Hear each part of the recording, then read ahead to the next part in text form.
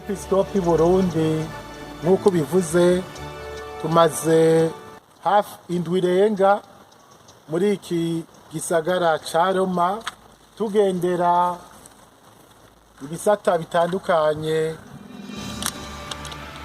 vy'ubutumwa bwa Eklezia Gatolika, duhereye ku cicaro c'intebe y'umusubirizi wa Petero. N'urugendo rero rutegekanijwe mu mategeko ya Eklezia ko uko imyaka 5 iheze abepiskopi basangiye inama baza ngahi Roma kugira ngo babonane n'umusubirizi wa Petero Mweranda, bakomeze kandi baserure ubumwe bafitaniye nawe kuko ari we Yezu Kristo yashinze kuremesha bene wabo mu kwemera, kandi abepiskopi bakaboneraho akaryo ko gusengera ku ntatemwa ya Petero Mweranda na Paulo Mweranda, inkingi z'Eklezia abo Mukama yashinze ko Eklezia yiwe, kandi tuzi neza ko n'uyu munsi bashishikara bayibera mu ngoro. Twaheruka ngahi Roma rero mu mwaka wa 2014 mu rugendo nkuru.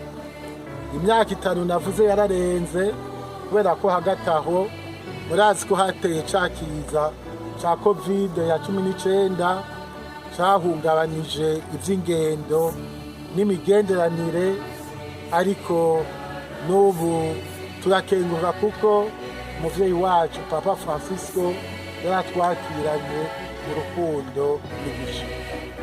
Uru rugendo rwungukira byinshi Eklezia y'u Burundi, kuko muri uru rugendo mwavyumvise twaragendeye ibisata bitandukanye by'ubutumwa bw'Eklezia, kandi aho hose twaja twarashikiriza ingene muri ivyo bisata dusanzwe turangura ubutumwa, nabo bakaduha intumbero y'ingene twoheza tugashishikara tubuteza imbere.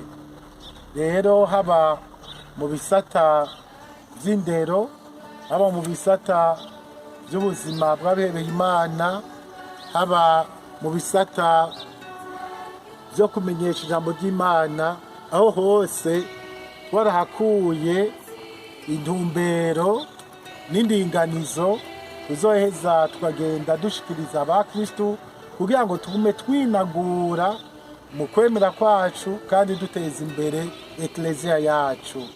Ibintu bibiri bihambaye: ica mbere ni icukurekuriranira no gusubiza hamwe. Umuntu wese yumvise ko turi Abarundi aratubaza ati mbega mu Burundi ubu bimeze gute? Kuko mu myaka yahera bumva ko mu Burundi hari intambara, hari ingwano, abantu bahunze. Rero ntibamenye intambwe turiko turashikako muri uko gusubiza hamwe.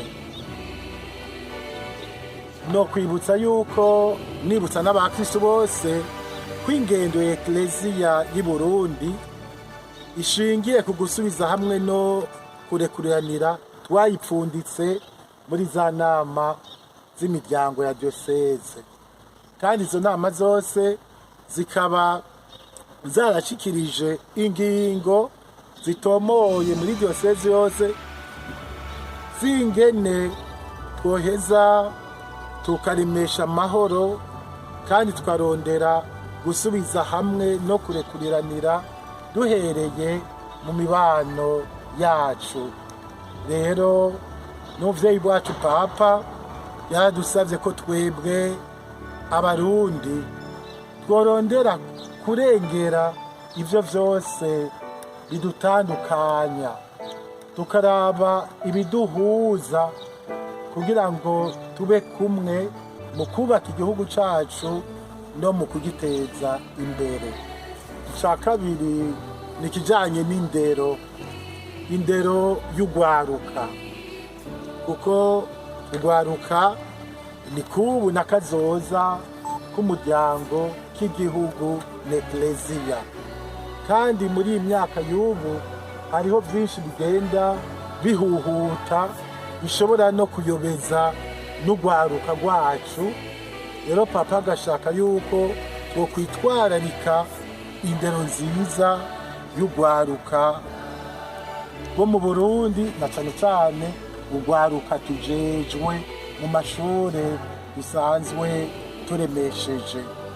Ariko akarushiriza hati mwitwararike kuruta indero y'abaseminari bitegurira ibanga ry'ubusaserdoti, mubafashe gutera imbere mu vy'umutima, mubafashe gukomeza indero rundu, mubafashe gukomeza umubano mwiza n'abantu bose ata n'umwe avuyemwo, kandi mubafashe no kwimenyereza ivy'ubutumwa, kwitwararika abakene, aboro, abagwayi n'abandi. Ati honeho ekleziya ejo izoronka abasaserdoti b'ibanga, abasaserdoti bakunda ubutumwa bakabwihebera, kandi bagahimbara Imana, bagahimbara n'igihugu cayo. Ego nyine cyubahiro musenyeri wacu, turakengurutse cyane, iri jambo rikomeye cyane kandi riremesha umuryango w'abakristo. Nanje ndabakengurukiye cyane, mushishikare musabira ekleziya yacu y'u Burundi. Murakoze.